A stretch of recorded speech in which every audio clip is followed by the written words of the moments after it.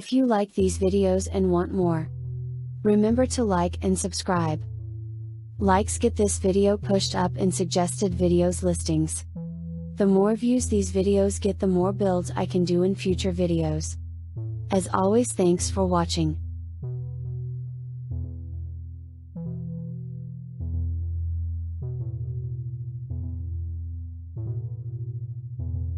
MS460 build part 2, preparing the bottom half. Alright guys, so we're going to take this apart. I will be rebuilding an older bottom half I have for this project. Does not really matter since all bearings and such will be replaced with new parts when I'm done. If you use new ones, same process happens anyhow in building these.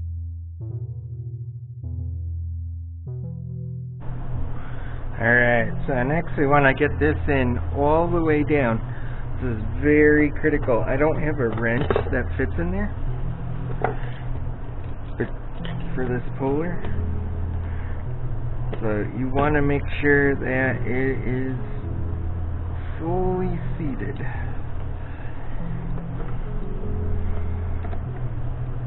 So I believe that's fully in. You only get about 8 turns into this. So if you don't put it in deep, you're going to have it pull right out of the gear. And this is the one you got to put something under it. Now here's something funny, and a lot of people don't realize this. I forgot all about it. Give me one sec.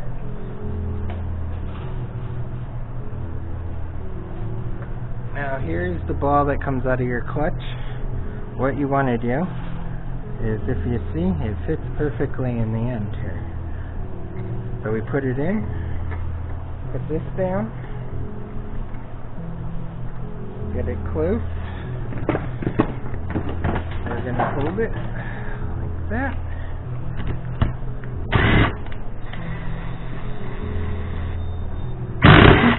And it comes right off. So that little ball bearing actually helps a lot to get this off.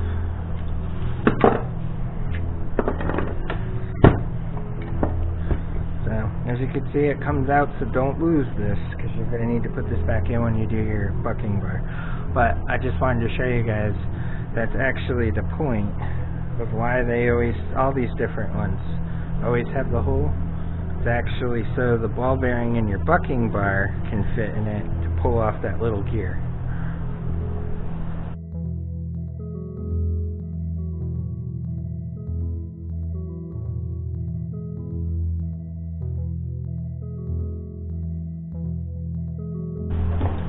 Alright, so you never want to hit these with a hammer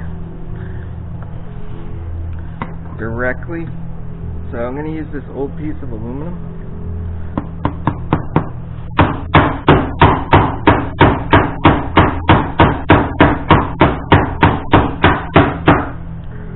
And knock it through. But see, this way it doesn't mar it as you're knocking out the bearing. Get this one out.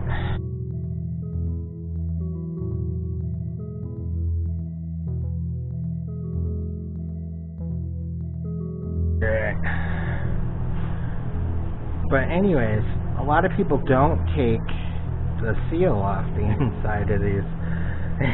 I've seen so many where you end up like that, and it's like, that's not how it works. So what you want to do is make sure, if you ever put new bearings in, you pull that freaking bearing seal out of there. As if you don't, there's no way for these bearings to get lubricated. Crank bearings only, not clutch shaft bearings.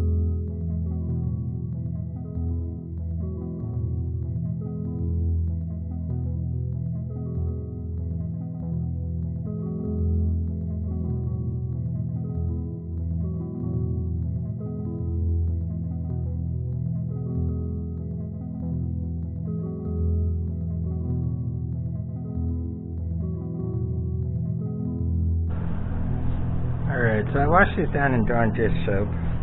So for this part, I'm just going to clean it off in some icy propyl alcohol. That way we make sure it is grease free. Just where we're going to fill it in.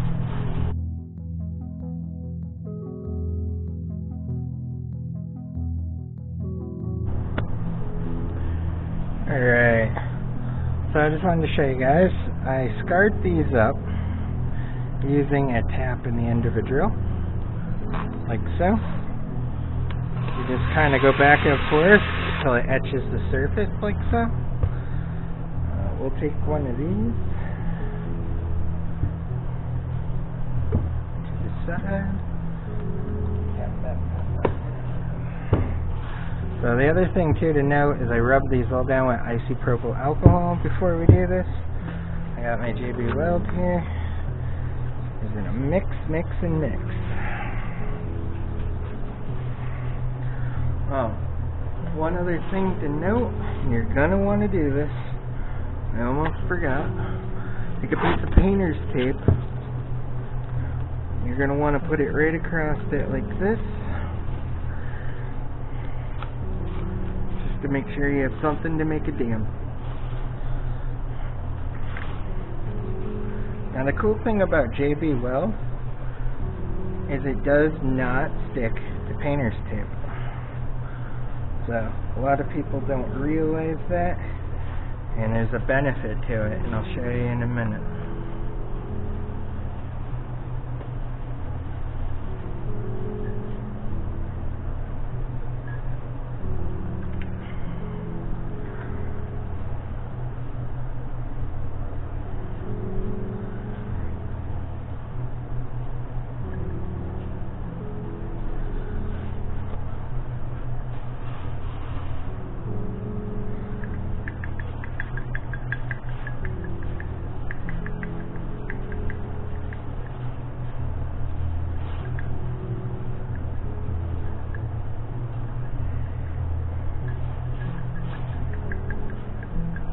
You want to poke it like this over and over again. That way you make sure you don't have any air bubbles in it.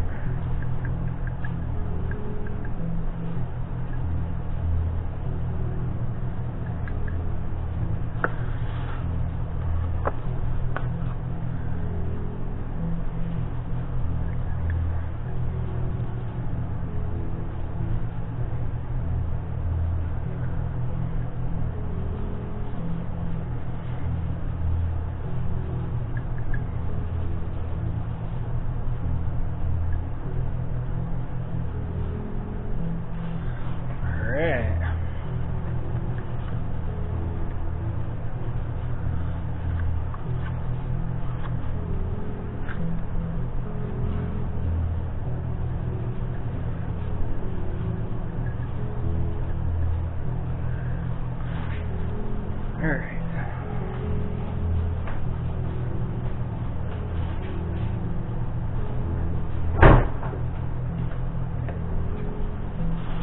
So, what you're going to want to do,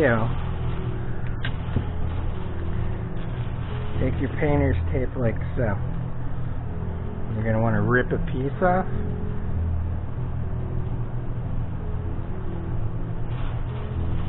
You are literally going to put it on top of this. Just like that.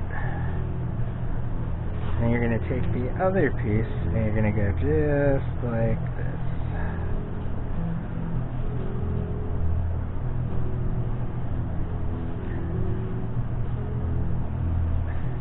And try and make it nice and round. And leave it just like that and let it set and dry. And when you go later on to pull this off, all of this will come right off without sticking it on. Alright, so I still didn't do this one yet. I'm waiting for more of the marine JB Weld stuff to come that's petroleum resistant, chemical resistant. So that'll be in a day when it gets here. But for now, I had some left over from the MS660 builds. I just did another one. So, anyways, I'm going to show you how this works. When you peel painter's tape off JB Weld,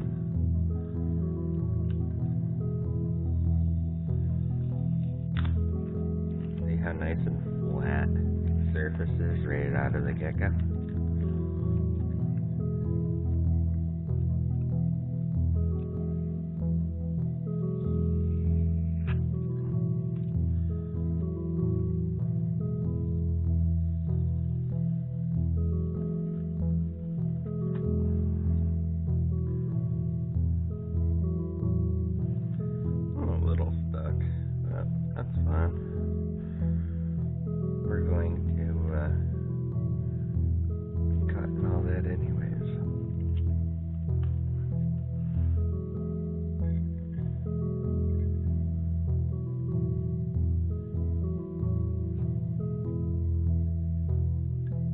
But anyways, I just wanted to show you that trick when you use the painter's tape.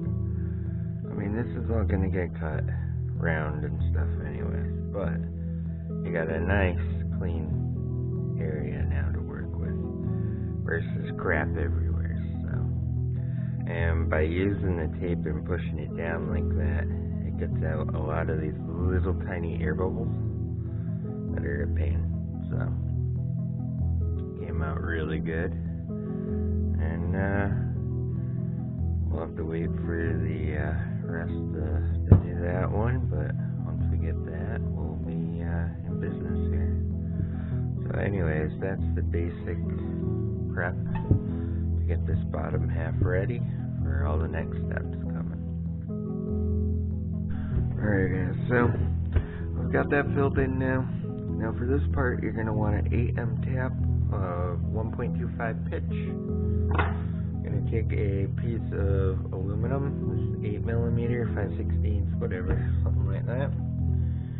I use red Loctite. Put it in the hole. Just a little. Okay.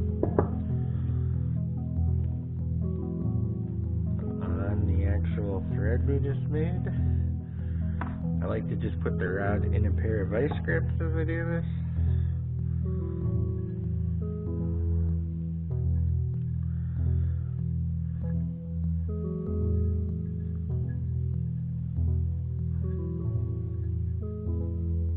Alright, bottoming out. Nice and tight. Alright.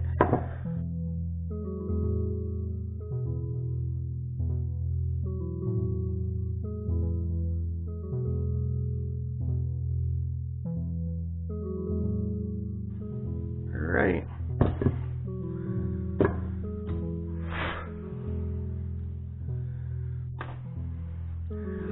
Alright, so that's it. Not worried about all this for now. We get to the next part when we start cutting everything and lining stuff up. We'll worry about this then. Alright, peace. With every DIY project, please use common sense and be safe. If you're not up to the task for a build like this, then find a person that can help you or don't do it. It's not a fun hobby if you're already dead from building it.